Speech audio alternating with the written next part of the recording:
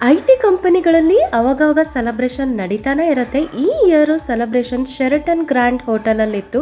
White field ಅಲ್ಲಿ ಇರೋ location ಅಲ್ಲಿ ಬನ್ನಿ ತೋರಿಸ್ತೀನಿ ಹೇಗಿತ್ತು ಈ ಇಯರ್ ಸೆಲೆಬ್ರೇಷನ್. ಬ್ರೇಕ್ಫಾಸ್ಟ್ ಅಲ್ಲಿ ಎಷ್ಟು ವೆರೈಟೀಸ್ ಐಟಮ್ಸ್ ಇತ್ತು. ಇಡ್ಲಿ ಇತ್ತು, ವಡಾಪಾವ್ ಇತ್ತು, ಪಾವ್ ಭಾಜಿ ಇತ್ತು, ಬ್ರೆಡ್ ಜಾಮ್, ಬಟರ್ ಇತ್ತು.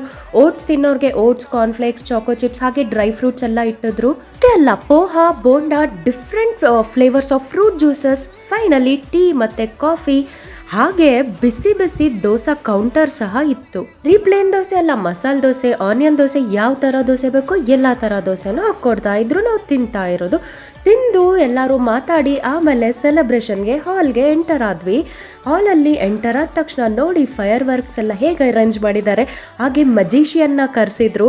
ಚೆನ್ನಾಗಿತ್ತು ಶೋ ಅದು. ಅದಾದ್ಮೇಲೆ ಆಫೀಸಲ್ಲಿ ನಡೆಯೋ ಜೋಕ್ಸ್ನ ಒಂದು ಸ್ಕಿಟ್ ತರ ಪರ್ಫಾರ್ಮ್ ಮಾಡಿದ್ರು.